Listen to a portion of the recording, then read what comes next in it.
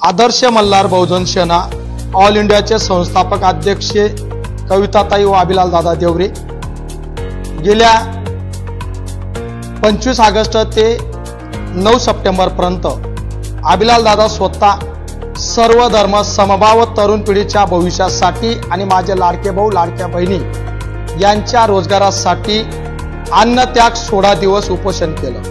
परंतु राज्याचे मुख्यमंत्री आणि देशाचे प्रधानमंत्री राष्ट्रपती यांनी माझ्या उपोषणाकडे दुर्लक्ष केलं, प्रशासनाने दुर्लक्ष केलं। आम्हाला मुख्यमंत्री योजनेअंतर्गत प्रशिक्षण 11 महिने म्हणजे 334 दिवस मी स्वतः जिल्हा परिषद शाळा सुट्रेपाडा इथं वर्ग शिक्षक म्हणून इयत्ता 3रीचा वर्ग सांभाळला। मला 6 महिन्यांतच परमानंट करू असं एकनाथ शिंदे साहेब बोलले होते।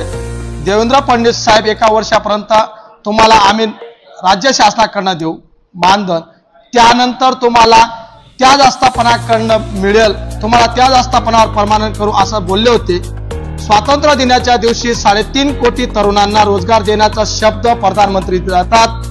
10 लाख तरुणांना रोजगार देण्याचा निवडणुकीच्या पार्श्वभूमीवर मुख्यमंत्री शब्द देतात। 1,34,000 तरुणांना त्यांनी प्रशिक्षण दिलं। मग आता प्रशिक्षण नंतर आम्ही करायचं तरी काय? 11 महिने मी काम केलं, मला रोजगार द्या, मी भीक मागत नाही।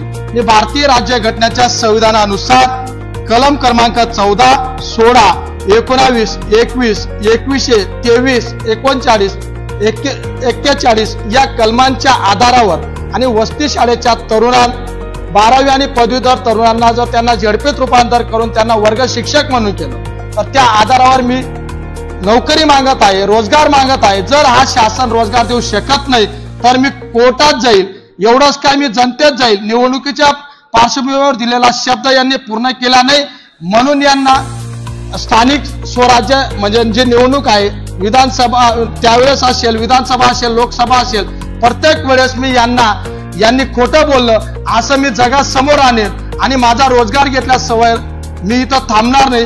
एवढंच बोलतो। जय हिंद, जय भारत, जय संविधान।